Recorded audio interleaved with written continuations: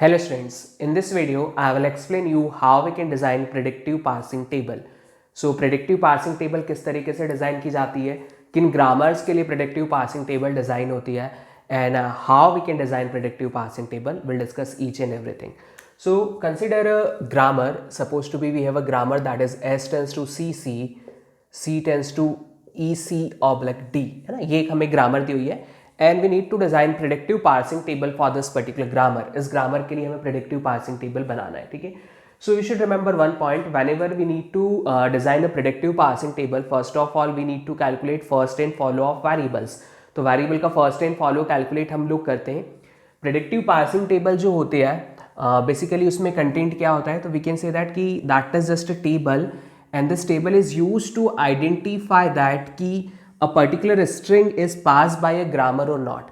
तो इस particular table के थ्रू हम लोग आइडेंटिफाई करते हैं कि ये कोई स्ट्रिंग हमें दी हुई है, वो स्ट्रिंग इस स्पेसिफिक ग्रामर से पास हो रही है या नहीं हो रही है. सो सी हियर, यहाँ पे हम लोग क्या लेके चलते हैं. सो जितने भी आपके वेरिएबल्स होते हैं, we are writing that variables in a column, like s is variable, another variable that we can say that it is c. So s and c are variable. Now जो टर्मिनल्स होते हैं उनको column wise लिख लेते हैं. there is a terminal e, there is another terminal d, and there is a special terminal that is a dollar that is basically used to represent end of a string. Now see, हमें क्या करना है, सबसे पहले हमें इस table के sales की वैल्यू को फिलअप करना है. तो इन सेल्स की वैल्यू को फिल करने के लिए फर्स्ट एंड फॉलो का कॉन्सेप्ट यूज किया जाता है. तो first of all calculate what would be the first of variables. First of variables क्या है, हम सबसे पहले वो कैलकुलेट करते हैं. ओके, तो first of variable C is E D and S का फर्स्ट क्या होगा, जो सी का फर्स्ट है, it is also E D. Now you should remember one point, follow का कैलकुलेशन कब किया जाता है प्रेडिक्टिव पार्सिंग टेबल डिजाइन करने के लिए. If first of variable consist null then we need to calculate follow of variable. अगर इनके फर्स्ट में कहीं नल आता तो हमें उस वेरिएबल का फॉलो कैलकुलेट करना पड़ता, बट अगर फर्स्ट में नल नहीं आ रहा है तो फॉलो का वेरिएबल का फॉलो कैलकुलेट करने की जरूरत नहीं है. तो you should remember one point, if first of variable consist null then only calculate follow, otherwise no need to calculate follow. तो यहाँ पे फॉलो कैलकुलेट करने की जरूरत नहीं है. नाउ सी हियर, एस के करस्पॉन्डिंग जो सेल ई है उसमें क्या एंट्री होगी, तो हम देखें एस के फर्स्ट में ई आ रहा है क्या, यस. सो इफ एस के फर्स्ट में ई आ रहा है तो इसमें हमें एंट्री करनी है. ये ई किसके थ्रू कैलकुलेट हुआ, तो we can see there is only a single production of S. So S tends to C C is there. S के फर्स्ट में डी भी आ रहा है, so S tends to C C is also there. Because either we need to calculate E और D, हमें production तो यही यूज करना पड़ेगा, चाहे वो ई से स्टार्ट हो चाहे वो डी से स्टार्ट हो. बट जब हम सी की बात करेंगे तो सी में भी कहाँ कहाँ एंट्री होगी, एक एंट्री ई में होगी और एक एंट्री डी में होगी. ई की एंट्री क्या होगी, तो वी कैन सी ई किसके थ्रू कैलकुलेट होगा, तो बट ऑब्वियसली फर्स्ट प्रोडक्शन के थ्रू कैलकुलेट होगा. और डी किसके थ्रू कैलकुलेट होगा, सेकेंड प्रोडक्शन के थ्रू कैलकुलेट होगा, like this. So that would be your predictive parsing table. Now you should remember one point, if the number of entry in each cell of predictive parsing table is at most 1, अगर ज्यादा से ज्यादा एक entry है तो it is predictive parsing table, it is PPT. and this grammar, अगर किसी भी ग्रामर का predictive parsing table हम लोग डिजाइन कर लेते हैं then such type of grammar is LL1 grammar. so we can say that this grammar is LL1. तो ये ग्रामर कौन सी है, LL1 है और ये प्रेडिक्टिव पार्सिंग टेबल है. किसी भी सेल में मल्टीपल एंट्री नहीं आनी चाहिए. सो व्हाट वी कैन से, जैसे इसमें सिंगल एंट्री है इट्स ओके, बट अगर एक स्पेसिफिक सेल में एक से ज़्यादा एंट्री होती है तो फिर वो प्रेडिक्टिव पार्सिंग टेबल नहीं होती है और वो ग्रामर LL1 ग्रामर नहीं होगी. So we need to check that कि पर्टिकुलर ग्रामर जो है वो LL1 है या नहीं है. व्हाट टू डू, सो पहला तरीका तो था हमारा, हम लेफ्ट रिकर्शन, लेफ्ट फैक्टरिंग और एम्बिग्यूटी चेक कर सकते थे, बट हम कहते थे कि जो एम्बिग्यूटी है वो अनडिसाइडेबल प्रॉब्लम है. तो फिर उस केस में हम कैसे श्योरिटी ले कि जो ग्रामर है वो LL1 है या नहीं है. तो simply you need to design PPT for this, predictive parsing table for this. If it does not consist multiple entry then grammar is LL1, otherwise grammar is not LL1. Okay, so that would be the way. चलिए कुछ examples हम लोग और देखते हैं. इससे predictive parsing table पे और क्लियरेंस होगा कि किस तरीके से डिज़ाइनिंग होती है and all the things.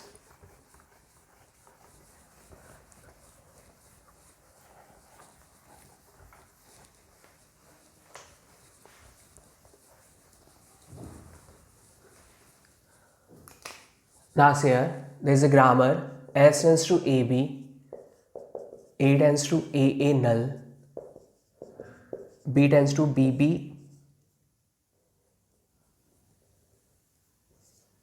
A, like this. Okay. Now I need to design predictive parsing table for this. So the first thing is that table में क्या क्या एंट्रीज हम लोगों को करनी है. सो सबसे पहले आप नंबर ऑफ रोज बना लीजिए corresponding to the variables. Now there is a column corresponding to the terminal A, B and there is a special terminal dollar. Now you should remember one point, null के लिए कोई भी column नहीं होता. ठीक है, तो जो भी टर्मिनल से ए बी वो एक्सेप्ट नल और special terminal dollar. First and follow आप लोगों को पहले कैलकुलेट करना है. First of S, A and B. First किस तरीके से कैलकुलेट किया जाता है. So first of B is AB, first of A is A null, first of A what we can say, first of S is first of A. If first of A consist null तो null को हटा के first of B ले लेते हैं हम वहां पे. तो what we can say ultimately it is AB. Now follow हमें सिर्फ किसका कैलकुलेट करना है, जिसके फर्स्ट में नल आ रहा है. So I need to calculate follow of A. मुझे ए के फॉलो से मतलब है. Follow of A what we can see, you can see here follow of A is first of B. तो फर्स्ट ऑफ बी क्या है आपका, A B. तो ये उसका फॉलो हो गया. That's it. Now see here सबसे पहले हम लोग टेबल में फर्स्ट की एंट्री करते हैं. एस के थ्रू क्या क्या कंप्यूट हो रहा है, एक ए कंप्यूट हो रहा है और एक बी कंप्यूट हो रहा है. मतलब ए वाले सेल में और बी वाले सेल में हमें एंट्री परफॉर्म करनी है. ठीक है, ए वाले सेल में या बी वाले सेल में, दोनों में एस का जब एक ही प्रोडक्शन है तो आइदर स्ट्रिंग ए से स्टार्ट हो या बी से स्टार्ट हो, हमें प्रोडक्शन तो यही यूज करना है. So we need to write S tends to A B and S tends to A B here. Now see यहाँ पे ए वाले सेल में एंट्री होगी, that is A tends to A A. हमें नल की entry perform करनी है, but we can see here null के लिए तो कोई कॉलम नहीं है. तो नल की एंट्री कहाँ परफॉर्म होती है, तो हमें जब भी जिस भी वेरिएबल के नल की एंट्री परफॉर्म करना है वो एंट्री परफॉर्म होती है उसके फॉलो में, फॉलो ऑफ दैट वेरिएबल. सो नल की एंट्री हम परफॉर्म करेंगे फॉलो ऑफ वेरिएबल में. फॉलो ऑफ वेरिएबल मतलब ए और बी इन दोनों में परफॉर्म करेंगे. तो ए में ए टेंस टू नल आ जाएगा और बी में भी ए टेंस टू नल आ जाएगा, लाइक दिस. ओके, बी की एंट्री कहाँ पे परफॉर्म होगी, ए बी में. ए वाले सेल में बी टेंस टू ए आएगा और बी वाले सेल में B tends to B B आ जाएगा, like that. Okay, now here what we can see that कि that particular cell consist multiple entry. So if any cell that consist multiple entry then this grammar is not LL1, not LL1. और ये LL1 parser को represent नहीं करता. Predictive parser भी कहते हैं, predictive parsing table भी कहते हैं, प्रेडिक्टिव पार्सर भी कहते हैं इसे. It is also called predictive parser, is also called LL1 parser. So it is not LL1 parser, it is not LL1 grammar. Got my point. तो मल्टीपल एंट्रीज नहीं होनी चाहिए. सो that would be the one of the way जिसकी वजह से multiple entry आती है. क्या वे हो गया, तो सिंपली अब देखिए आपको अगर आइडेंटिफाई करना है कि मल्टीपल एंट्री सेल में है या नहीं, तो एक तरीका आप क्या चूज कर सकते हो, जिस वेरिएबल के फर्स्ट में नल आ रहा है उसका फॉलो कैलकुलेट कर लो और इन दोनों का इंटरसेक्शन ले लो. If that intersection consist any common terminal, मतलब उस टर्मिनल में मल्टीपल एंट्री होने वाली है. Got my point.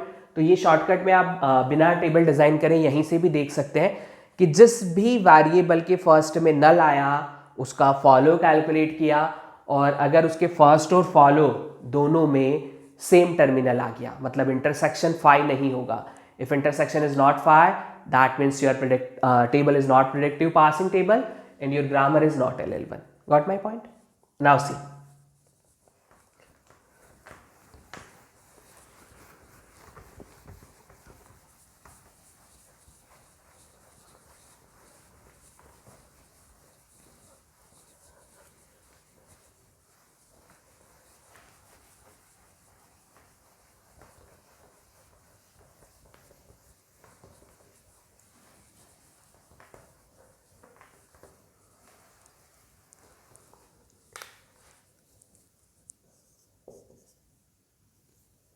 S tends to AB, A tends to AAA, B tends to BBB. Okay, now we need to design predictive passing table for this.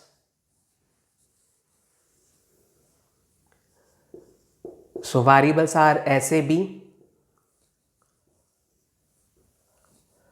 terminals are AB and dollar. तो terminal AB dollar है और variable जो है वो S, A और B है. S से, A से और B से. S से कौन कौन से प्रोडक्शंस हम लोग ले सकते हैं, B से कौन से प्रोडक्शंस ले सकते हैं और किन सेल्स में एंट्री होने वाली है. So for that first of all we need to calculate first. तो फर्स्ट कैलकुलेट कर लीजिए. First of B is B only, first of A is A only and first of S is first of A, that is A only. तो आप देख सकते हैं A में जो एंट्री होगी that is S tends to AB, ये entry होगी. क्लियर. अब आप यहाँ पे देखें इस स्पेसिफिक पॉइंट पे A tends to B, A tends to A, इसमें हमें कौन सी एंट्री परफॉर्म करनी है. So here what you are looking that कि देयर आर टू प्रोडक्शंस जो पहली पोजीशन पे A दे रहे हैं. That means we need to enter A tends to AA as well as A tends to A. Got my point. अब ये यहाँ पे कैसे पता चलेगा, तो you should remember one point. हम जब भी फर्स्ट ऑफ ए निकालते हैं हम क्या कहते हैं, it is first of A union first of A. उसके मल्टीपल प्रोडक्शन है तो इसका फर्स्ट भी क्या आ रहा है A और इसका फर्स्ट भी क्या आ रहा है A. Ultimately your answer is A, but you can see we can generate that A with the help of this production as well as with the help of that production. तो जब भी ऐसा होता है इसका मतलब है कि उस सेल में मल्टीपल एंट्री आने वाली है. So that would be the multiple entry. और मल्टीपल एंट्री अगर आ जाती है इसका मतलब क्या हुआ, इसका मतलब सिंपल सा ये हुआ कि वो जो स्पेसिफिक ग्रामर है ये LL1 नहीं है, not LL1. Got my point. ना सी B की अगर हम लोग बात करें B से, सो B से कई करस्पॉन्डिंग B में एंट्री होगी, there is also multiple entry. अब क्वेश्चन ये भी पूछा जा सकता है कि how many multiple entries in a table. So number of multiple entry, your answer is 2. 2 multiple entries are there. 2 multiple entries are there.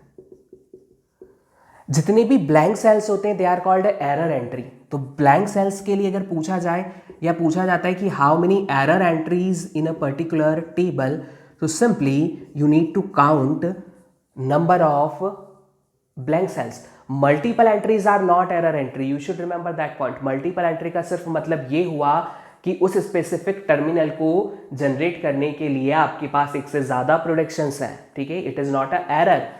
But अगर सपोज A पे इनपुट B आ जाता है that would be the error. क्यों? क्योंकि A कभी भी B generate नहीं कर सकता. So what we can say that कि इट मल्टीपल एंट्रीज पूछा जा सकता है, हाउ मेनी एरर एंट्रीज पूछा जा सकता है. So number of blank cells are error entry. और अगर टेबल में मल्टीपल एंट्री है तो वो LL1 नहीं होगा. Got my point.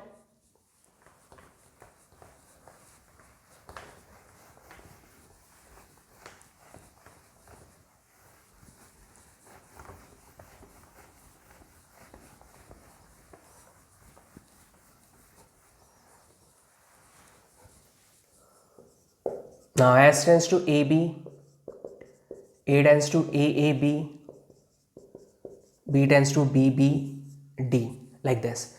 I need to check that कि this particular चलिए यहाँ पे हम इसे नल ले लेते हैं. This particular grammar is LL1 or not. अब देखिए अगर सिर्फ क्वेश्चन में इतना आता है कि the particular grammar is LL1 और नॉट, सबसे पहले आप क्या चेक कर लो वहाँ पे कि कहीं इस ग्रामर में लेफ्ट रिकर्शन तो नहीं है, कहीं इस ग्रामर में लेफ्ट फैक्टरिंग तो नहीं है. So unnecessary, no need to calculate that much thing. आप देख सकते हो A को कॉल कर रहा है लेफ्ट रिकर्शन है, मतलब ये ग्रामर LL1 तो नहीं है. अब अगर ग्रामर LL1 नहीं है, still I want to design predictive parsing table for this, then it is guaranteed कि वहां पे मल्टीपल एंट्री आएंगी. Okay, so now see here कि how multiple entries are come here. अब आप देख सकते हैं, देखिए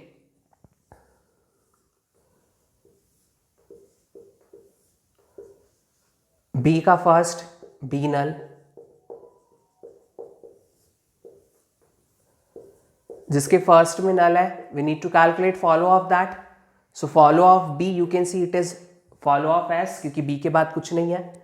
S का फॉलो क्या होता है? डॉलर. So dollar here. अब हम देख सकते हैं कि क्या बी के करस्पॉन्डिंग मल्टीपल एंट्री होगी, तो सिंपली इसके फर्स्ट सेट और फॉलो सेट का इंटरसेक्शन लो। कुछ कॉमन है क्या? नहीं है, मतलब बी के करस्पॉन्डिंग कोई मल्टीपल एंट्री नहीं होगी। तो ऐसा नहीं है कि अगर किसी में नल आ रहा है तो मल्टीपल एंट्री हमेशा होगी, is not guaranteed.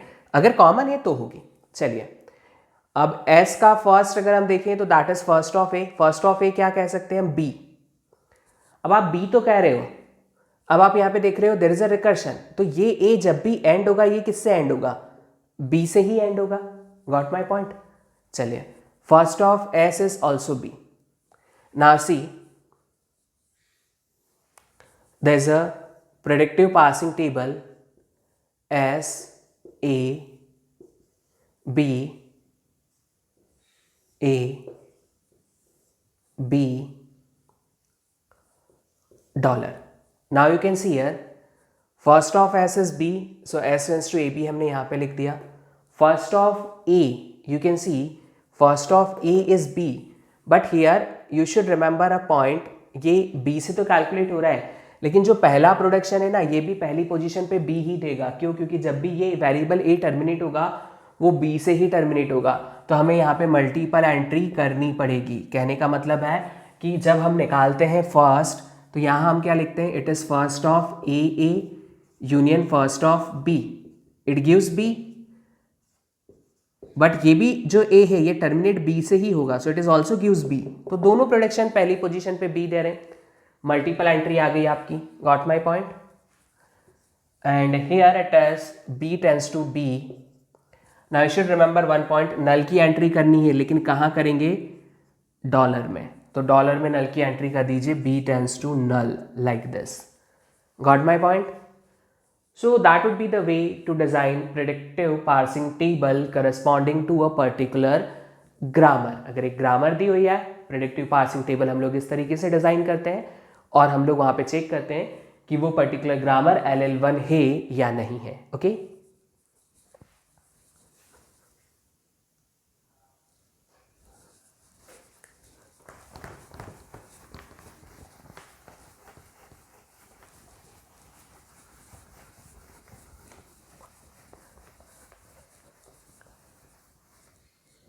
Now see other example.